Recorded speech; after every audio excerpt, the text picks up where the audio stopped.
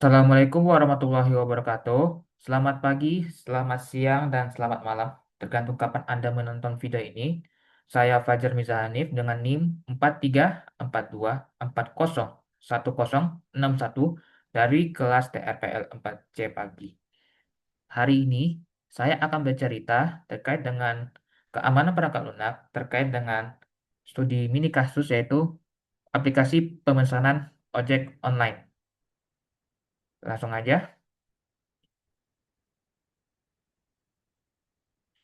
Jadi dari latar belakang ini, masyarakat bisnis untuk pemesanan ojek ini di zaman digital ini sudah bergantung pada software, yang dimana setiap pengguna untuk pemesanan ojek ini kita sudah menggunakan aplikasi tanpa harus menunggu ojek manual seperti ojek pangkalan. Jadi aplikasi ojek online ini memudahkan pengguna untuk pemanggilan ojek secara online daripada ojek pangkalan. Namun, ada celah keamanan yang dapat memicu spyware, peretasan, dan penipuan. Sehingga keamanan itu harus dipikirkan sejak awal, bukan ditambahkan di akhir. Software itu berfungsi, belum tentu softwarenya aman. Jadi tidak hanya fitur saja, tetapi melalui data dan proses melalui studi kasus di lapangan ini. Jadi aplikasi ojek online itu berisi akun pelanggan, akun driver, lokasi secara real time, riwayat order, dan pembayaran. Saya ambil contoh aplikasi ojek online yang pembayarannya sekarang menggunakan QRIS, ada yang menggunakan kartu kredit, dan ada yang menggunakan cash. Jika keamanan ini diabaikan, akun Anda itu dapat diambil alih, dimanipulasi, bahkan lokasi penggunaan bocor. Ini membahayakan bagi para stakeholder, terutama pada perempuan yang mana berbahaya untuk data tersebut kalau disebarkan. Jadi mitos keamanan apa yang harus dihindari? Apa mitosnya? Jadi pertama ini kita sudah pakai antivirus. Antivirus itu aman, tapi faktanya antivirus itu hanya satu lapis kontrol. Jadi masih banyak celah-celah keamanan selain antivirus. Yang kedua, patch menutup semua celah. Tapi faktanya masih perlu didesain lebih aman lagi melalui testing dan monitoring, melalui audit logging yang berada misalnya di cassandra.yaml. Apa selanjutnya? Mitos yang ketiga, aplikasi high risk ini perlu aman. Faktanya, semua aplikasi perlu security sesuai resiko. Mitos keempat, keamanan hanya soal kriptografi. Bukan cuma kriptografi saja, tapi ada autentikasi, otorisasi, coding, konfigurasi, dan audit juga penting. Jadi pada aplikasi ojek online ini, enkripsi pembayaran saja tidak cukup. Jadi harus mencegah akun palsu, order fiktif, penyalahgunaan promo, dan kebocoran lokasi. Keamanan adalah proses untuk mengamankan alurnya jalan aplikasi ojek online ini, bukan produk. Terkait dengan software development life cycle versus secure software development life cycle. Jadi ya tahap pertama itu adalah requirement. Itu tujuan keamanannya data sensitif, lalu kemudian desain terkait dengan arsitektur threat analysis, implementation, secure coding atau review, kemudian verifikasi, testing dan audit, dan langkah finalnya adalah operation, monitoring dan patching. Jadi monitoring itu kita melakukan pengawasan seberapa aman aplikasi kita ini seperti aplikasi ojek online dengan validasi login dan kontrol akses dan proteksi pembayaran itu sebenarnya itu lebih mudah sejak requirement dan desain daripada diperbaiki aplikasi rilis. Yaitu pada saat sudah selesai, namun tiba-tiba datanya itu bocor. Ah, itu keamanan datanya biayanya itu sangat mahal. Mari kita tengok di biaya perbaikan keamanan. Dari grafik tersebut, tahap requirement itu lebih murah dibandingkan dengan progression. Progression ini lebih mahal dikarenakan tidak memikirkan keamanan sejak awal. Apa akibatnya? Jika keamanan itu diabaikan, maka setelah itu dari waktu ke waktu data akan bocor. Misalnya nih, Anda eh, login menggunakan email Anda dan password Anda dan verifikasi menggunakan telepon. Tapi kalau tidak dijalankan dengan baik atau keamanan yang buruk, maka data itu bisa bocor tanpa melakukan enkripsi sekalipun. Oke, ini security requirements. Jadi, fungsional aman itu dengan login OTP atau MFA. Jadi, password itu harus minimal 8 karakter. Ada tambahan juga huruf besar, huruf kecil, angka, dan simbol-simbol tertentu. Lalu ada reset password ketika lupa, dan verifikasi driver. OTP ini harus berlaku 2 menit, tapi untuk lebih aman 1 menit biar hacker tidak meretas. Lalu apa itu non-fungsionalnya? Terdiri dari HTTP TLS, protokol keamanan celah, login, audit trail, session timeout, dan rate limiting. Saya akan menjelaskan dengan rate limiting itu membatasi pengguna akses untuk aplikasi ojek online biar aplikasi ini berjalan dengan performa dengan baik. Jadi kita harus hindari nih sistem harus aman. Kita harus buat yang lebih spesifik dan terukur. Atribut inti ini terdiri dari autentifikasi, otorisasi, confidentiality, integrity, harus integritas, dan aplikasi ini harus terpercaya. Availability, aplikasi ini aman dijalankan, non-reputation, dan upvoting. Jadi dari situ driver hanya melihat order miliknya, semua transaksi order tercatat di audit log. Nah, ini klasifikasinya. Misalnya pada public itu tarif umum, promo itu harus jaga integritas. Kemudian internal dashboard operasional melakukan RBAC, konfidensial, nama, nomor HP, alamat, riwayat order itu harus dienkripsi atau least privilege.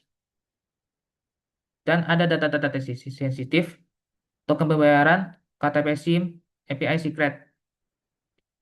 Itu APC at rest atau interested. Apa perlindungannya? Jangan disimpan data sensitif bila tidak perlu. Hapus saat tak dibutuhkan. Dan lindungi chat dan file sementara. Jadi pada aplikasi ini, data pembayaran adalah data yang sangat sensitif karena ada kode bill, kalau pakai kartu kredit ada nomor rekeningnya juga, sehingga kebocoran data ini dapat merugikan privasi pengguna dan menimbulkan resiko finansial. Itu misalnya kayak KTP untuk verifikasi keamanan itu harus dihindari karena kalau bisa saja kalau ini ada celah, hacker bisa mengambil data tersebut dan terjadi pembocoran dan bisa dijual. Nah, itu sangat hati-hati. Karena data tersebut bisa jadi para pinjol itu bisa meneror Anda. Bagaimana aplikasi ini bocor lalu diteror oleh para pinjol itu tersebut. Dari situ kita use case normal, terdiri dari login, kita pesan ojek, pilih titik jemput atau tujuan, habis itu kita lacak driver, driver itu di mana posisi, lalu kita bayar dan beri rating. Terus apa misuse case-nya? Jadi misuse case itu adalah kasus-kasus yang sangat merugikan terkait dengan keamanan perangkat lunak, seperti brute force logging, yaitu login memaksa. Akibatnya kalau tidak ada pembatasan terkait dengan detik atau menit, itu terjadi error. Yang kedua, fake GPS. Ini sering terjadi order fiktif pada pemesanan ojek online. Tiba-tiba drivernya sampai di sana ternyata pelanggannya tak ada. Nah, itu fake GPS. SQL injection mengambil data dari MySQL, misalnya nama pelanggan, nomor KTP, itu diambil dengan kode-kode SQL. Hati-hati. Yang keempat ada promo abuse, kemudian ada akses order online. Terus apa manajemen risikonya? Ada identifikasi, likelihood, dan impact. Terus prioritas, mitigasi, dan dokumentasi. Jadi ada prosesnya. Tim harus memikirkan bagaimana penyalahgunaan risiko paling tinggi demi pengambilan akun atau manipulasi tarif. Wajib diprioritaskan untuk intimidasi. Selanjutnya adalah security by design dan shift left. Jadi aplikasi ini memiliki use case atau stakeholder terkait dengan customer, driver, dan merchant. Itu seperti pada GoFood memiliki API gateway dan harus menghasilkan out service, autentifikasi otorisasi, order service, pemesanan, payment, pembayaran, dan database cloud. Apa prinsip utamanya? Yaitu priceless privilege, separation of duties, defense in depth, zero trust, secure by default. Jadi dalam aplikasi ini, pelanggan driver, merchant, API, dan database, keamanan itu harus dirancang lebih baik dan bagus sejak fase desain, bukan harus menunggu implementasi. Core Security Design and Additional Design. Jadi apa security core-nya? Yaitu confidently, TLS dan encryption data sensitive, integrity, validasi server side, sync request, availability, backup. Jadi data-data pembayaran atau data-data identitas itu wajib di backup agar tidak hilang. Red meeting dan monitoring, pengawasan, login audit, autentifikasi terkait dengan TP, JWT itu misalnya kalian sudah menggunakan email dan password dan harus diverifikasi menggunakan email tersebut, dan otorisasi RBAC, layanan akses, customer bisa apa, driver bisa apa, admin bisa apa, dan accountability, login dan audit trail. Dengan penambahan fragment aman, validasi format terpercaya, keamanan database, security session, secret management, dan API security, dan WAF.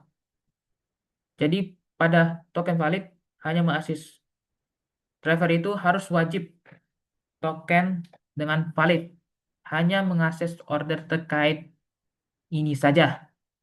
API itu membatasi request berlebih, dan database melindungi data pelanggan dengan kombinasi dan desain tambahan. Threat modeling dan strike. Ini kategorinya seperti spoofing, akun driver customer palsu, mitigasinya API, cache, device binding, tempering, status order diubah secara mendadak. Jadi cegahnya apa? Validasi server, single request. Yang ketiga, reputation, menyangkal transaksi. Itu pencegahannya harus ada audit log dan timestamp, info Discord, yaitu lokasi pembayarannya bocor. Jadi harus ada TLS, enkripsi, dan RBAC. Yang akses itu siapa? Terus itu spam order. Nah, ini yang menyebabkan order ojek ini jadi order fiktif. Apa yang harus dilakukan?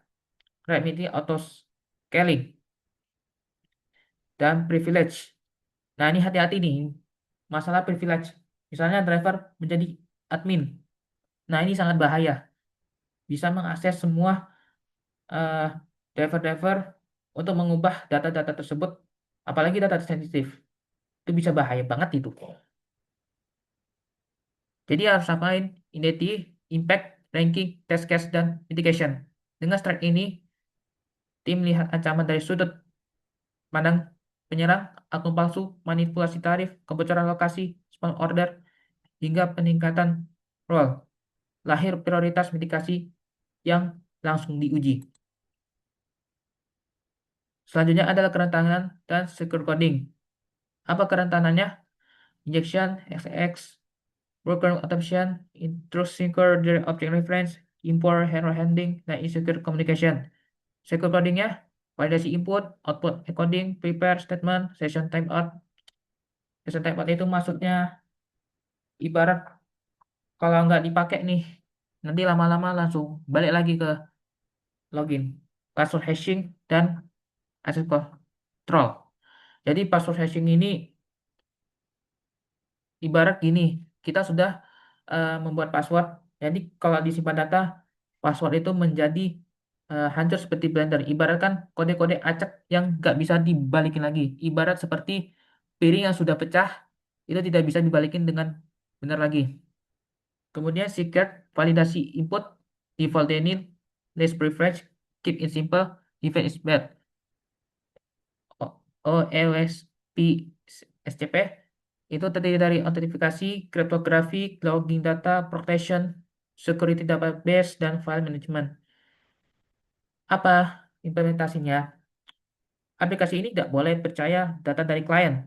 Server harus memvalidasi titik jemput, tujuan tarif voucher, dan ID driver agar penyerang tidak bisa mengubah harga atau memakai promo berulang.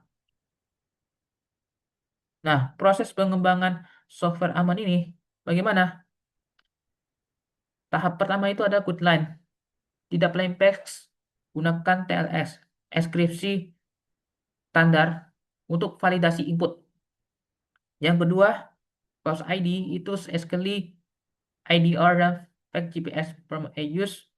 Yang ketiga adalah static analysis, itu tipe check, style check, bug fix, dan vulnerability review. Peer review itu mengecek role, token, error, dan audit logging, yaitu mengecek seberapa sih bahaya keamanan ini. Yang terakhir adalah unique text.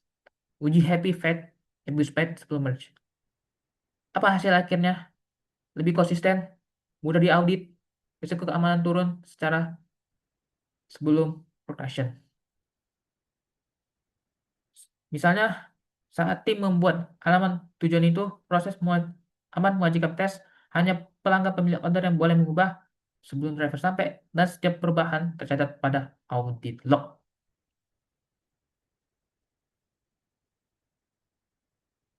Secure Development Environment.